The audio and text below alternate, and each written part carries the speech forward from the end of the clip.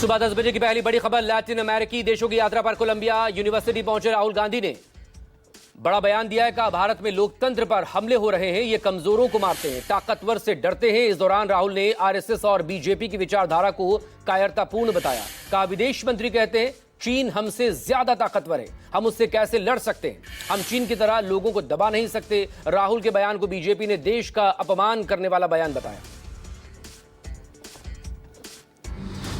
UP के बरेली में जुमे की नमाज के पहले प्रशासन ने अलर्ट जारी किया। इसके साथ ही संवेदनशील इलाकों में पेट्रोलिंग बढ़ाई गई। वहीं एक बार फिर इंटरनेट सेवाओं पर रोक लगाई गई। प्रशासन ने जुमे की नमाज से पहले अगले 48 घंटों के लिए मोबाइल इंटरनेट, ब्रॉडबैंड और एसएमएस सेवाओं को सस्पेंड कर दिया है। पिछले जुमे की नमाज के बाद घटनाक्रम के बाद प्रशासन बेहद सख्त है।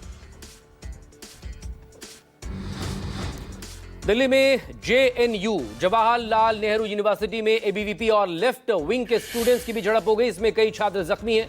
एबीवीपी का आरोप है कि लेफ्ट छात्रों ने रावण दहन के समय जूते फेंके, आपत्तिजनक शब्दों का इस्तेमाल किया। वहीं लेफ्ट के छात्र उस वक्त भड़के जब रावण के पुतले पर उमर खालिद और शर्जील इमाम की तस्वीरें लगाई गई। हालांकि हिंसक झड़प के बाद दोनों ही गुटों के छात्रों ने थाने पर प्रदर्शन भी किया, जिसके बाद इस मामले पर एफआईआर दर्ज की गई। बिहार में महिला रोजगार योजना की आज किश्त जारी होगी। आज इस योजना की पहली किश्त होगी। इसके पहले 25 लाख महिलाओं के खाते में 10-10 हजार रुपए ट्रांसफर किए जाएंगे। इसके लिए पटना स्थित मुख्यमंत्री आवास पर विशेष कार्यक्रम आयोजित होगा, जिसमें मुख्यमंत्री नीतीश कुमार डीबीटी के जरिए राशि भेजेंगे। इस योजना के लिए 1.5 करोड़ महिलाओं ने रजिस्ट्रेशन करवाया है। दशहरा रैली में उद्धव ठाकरे और एकनाथ शिंदे का एक दूसरे पर तीखा हमला। उद्धव ठाकरे ने कहा जो लोग अपना जीवन देते वे असली सोना है, जो टूट गए वे पीतल के थे, अब जो बचे हैं वे सोना है, हम असली शिव सैनिक हैं। दूसरी तरफ शिंदे ने हमला किया। कहा बीएमसी चुनाव में कहीं ऐसा न हो कि उनका साया भी साथ छोड़ दे।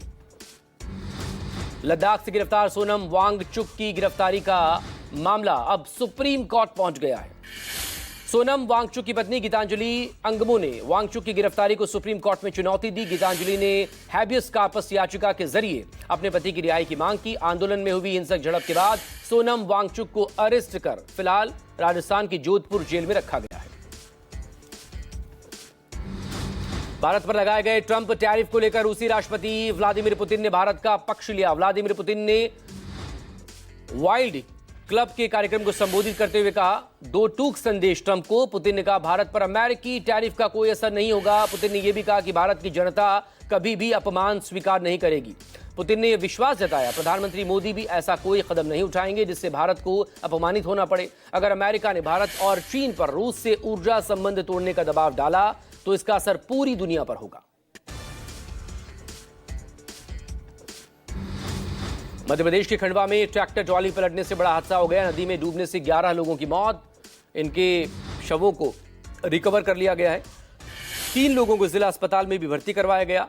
एक की हालत नाजुक बताई जा रही है। बताया जा रहा है ट्रॉली में 20 से 25 लोग सवार थे। मोहन सरकार ने मृतकों के परिवार वालों को 4-4 लाख का मुआवजा देने की घोषणा की है।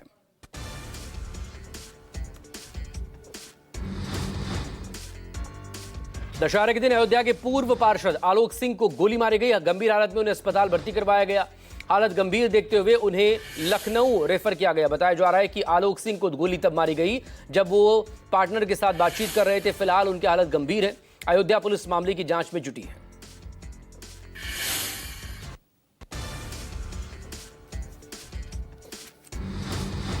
महाराष्ट्र के नागपुर में दुर्गा देवी की प्रतिमा के साथ छेड़छाड़ के मामले पर पुलिस ने आरोपी को गिरफ्तार किया, जिसके बाद पुलिस प्रशासन हरकत में आ गई। महिला पुलिस टीम ने आरोपी की पूरे इलाके में परेड भी निकाली। आरोपी के खिलाफ बीएनएस की धारा 298, 299 और 106 के तहत केस दर्ज किया है।